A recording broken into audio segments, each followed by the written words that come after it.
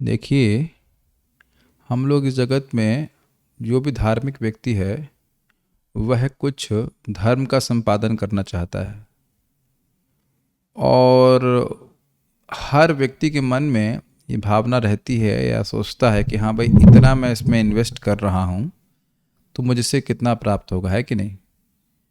तो यहाँ पे एक बात बताई जा रही है कि व्यक्ति इस जगत में कोई भी पूजा पाठ करता है ताकि उसके जीवन में कोई कष्ट नहीं आए, उसको लाभ प्राप्त हो। तो अगर कोई इस इच्छा से भी युक्त है और वो विचार करे कि भगवान के नाम से कितना लाभ होता है, तो वह भगवान के नाम का ही आश्रय लेगा। अन्य साधनों को करने में कर रहा है, बहुत ध्यान दीजिएगा, अन्य साधनों को कर रहा है, इसका अर्थ है कि उसकी नाम में श्रद्धा नहीं है, उसको नाम की महिमा नहीं पता। अब इस पे हम थोड़ा सा विचार करेंगे। यहाँ पे आदि लीला 3.79 में प्रभुपाद जी तात्पर्य में ये श्लोक लिखते हैं। ये वो श्लोक नहीं है, ये उस श्लोक के तात्पर्य में प्रभुपाद जी इस श्लोक को कोट करते हैं कि कितना लाभ मिलता है। और आप तोल के देख लीजिए कि हरि नाम उच्चारण करना हजारों प्रकार के कर्म कांडों से किस प्रकार से श्रेष्ठ है। गोकोटिदानं ग्रहणे खगस्य प्रयाग गंगोदक कल्पवासः यज्ञायुतं मेरु सुवर्ण दानं गोविंद कीर्तिर्न समम शतांशैः। तो देखिए, गायदान तो बड़ा प्रसिद्ध है। कह रहे हैं गायदान, कितनी गायदान? करोड़ों, 1 करोड़ गायों का दान। किस समय? ग्रहणे खगस्य, खग मतलब होता है सूर्य, सूर्य ग्रहण के समय 1 करोड़ गाय दान करे। या प्रयाग गंगोदक कल्पवास, उदक मतलब होता है जल, तो प्रयाग में गंगा जी के जल के पास में कल्प का मतलब हुआ ब्रह्मा जी का 1 दिन, यानी कि 1000 चतुर्युग तक, उतने समय तक, ब्रह्मा जी के 12 घंटे तक वह वास करे और पुण्य कमाता चला जाए।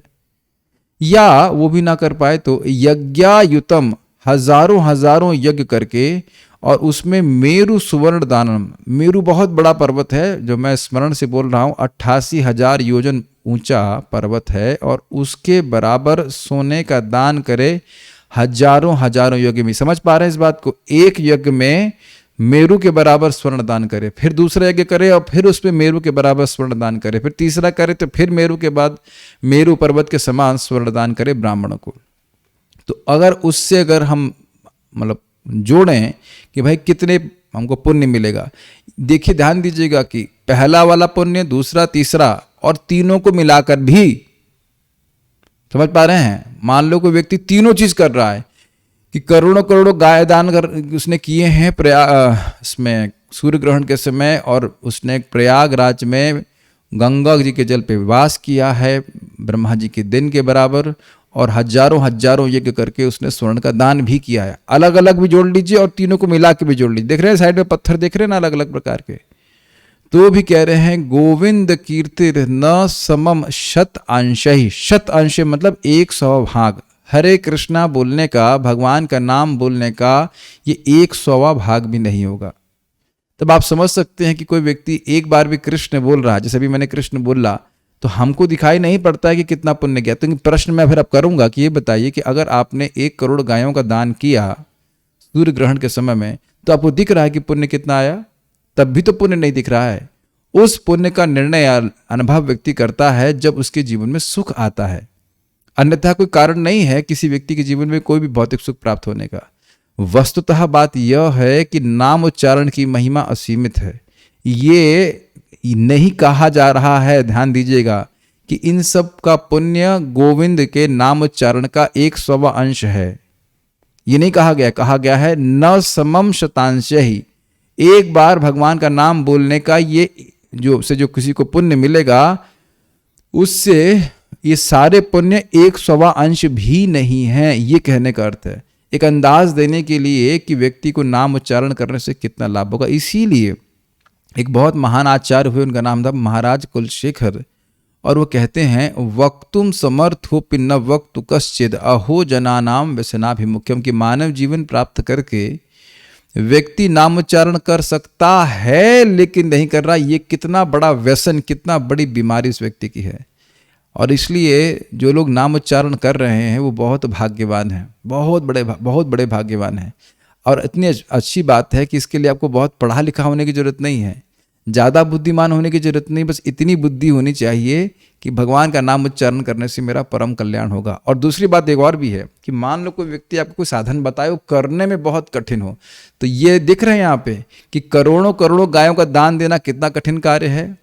प्रयाग में गंगा जी के तट पे बैठे रहो, कितना कठिन कार्य है। और यज्ञ करना ही कठिन है, उसके बाद मेरू के समान स्वर्ण लाना कितना बड़ा कठिन कार्य है। तो आप देख रहे हैं कि इतना बड़ा पुण्य करना कितना कठिन कार्य है।